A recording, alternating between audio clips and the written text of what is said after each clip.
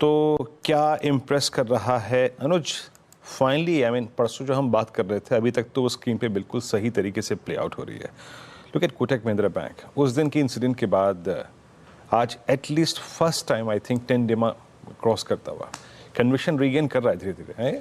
बिल्कुल बीरू, देखिए एक चीज़ होती है, जब भी कभी कोई न्यूज़ आती है उसके बाद मार्केट में कई बार थोड़े से वायलेंट रिएक्शन होते हैं, लेकिन उसके बाद ज़्यादा ज़रूरी होता है कि ऑन ग्राउंड चीज़ें बदल रही हैं या नहीं बदल रही। अब देखिए, मैं इसमें एक चीज़ बोलूँगा, ऑब्वियसली ये पिछले क्वार्टर के नंबर्स थे, लेकिन बम्पर नंबर्स थे। इसमें मतलब कोई डाउट नहीं था किसी को कि एटलीस्ट नंबर में कोई कंप्लेन नहीं थी। अब अगर मनीन साहब के जाने के बाद भी अगर यही नंबर आते रहते हैं तो why not in that case. हाँ, ऑब्वियसली यहाँ पर ज़्यादा बड़ा जो झटका था वो आरबीआई वाला झटका था। अगर उसको भी इन्होंने सुलटा लिया मान लीजिए, और नंबर्स अच्छे थे। और एक चीज़ मैंने लगातार बोली थी वीरू, 1550 में कोटक में खोने को कुछ नहीं था आपके पास।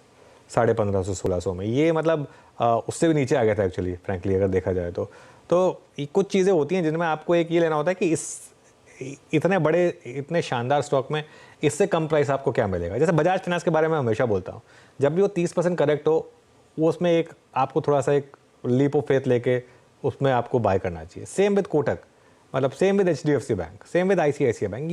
ये इंस्टीट्यूशंस हैं, हमारे बड़े इंस्टीट्यूशंस हैं। इनमें आपको ऑब्वियसली फिर ये आप एक कंट्री पे एक व्यू ले रहे हैं कि लोअर लेवल पे आपको ट्राई करना ही है। कोटक विदाउट अ डाउट इस समय बैंक निफ्टी का सबसे स्ट्रॉन्ग कंपोनेंट है।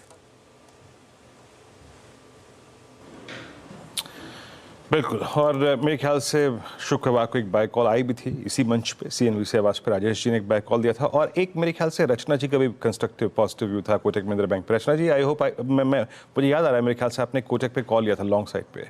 अभी आपका व्यू क्या है जब एट 1666 ये अपने 10 डेमा को क्रॉस कर रहा है? मैम, मैं एग्जैक्टली अपने क्लाइंट्स को उसी के बारे में मैसेज कर रही थी। एसएल को ट्रेल करना चाहिए और बने रहना चाहिए काउंटर में। हमने जो टारगेट दिया 1690 तक का दिया है, और एसएल को ट्रेल करके अभी 1645 के आसपास ले लेंगे। फ्यूचर्स की बात हो रही है तो गलत नहीं है, एंड बने रहे पोजीशन को कंटिन्यू करें।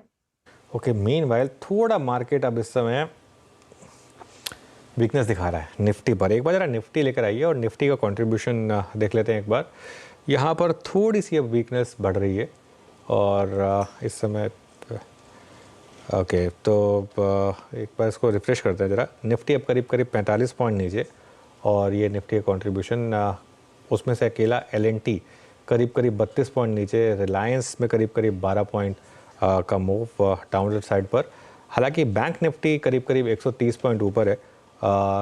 निफ्टी एक बार अगर चार्ट रेडी हो इसका, निफ्टी बैंक अब करीब 0.3%। नहीं, निफ्टी का चार्ट गलत आ रहा है। कोई नहीं, आगे बढ़ते हैं, कुछ और स्टॉक्स डिस्कस करते हैं। अच्छा, लार्सन एंड ट्यूब्रो खुला नीचे भले ही, लेकिन लोअर लेवल से अच्छी रिकवरी है। इनफैक्ट सुबह अगर आपने लार्सन एंड ट्यूब्रो खरीद लिया उस गैप डाउन में, तो फ्रैंकली पैसा बन रहा है। एक्चुअली बेचने में पैसा नहीं बना है, खरीदने पे पैसा बना है। गावा सर, कोई एडवेंचरस ट्रेड बन रहा है क्या LNT में? LNT का जब चार्ट देखें तो मुझे लगता है एग्रेसिव ट्रेड बनता है। 3300 एक राउंड फिगर है, उसके आसपास ही बाउंस मिला है, उसके नीचे स्टॉप लगाना चाहिए। पहला टेक्निकल टारगेट 3500 का रहेगा।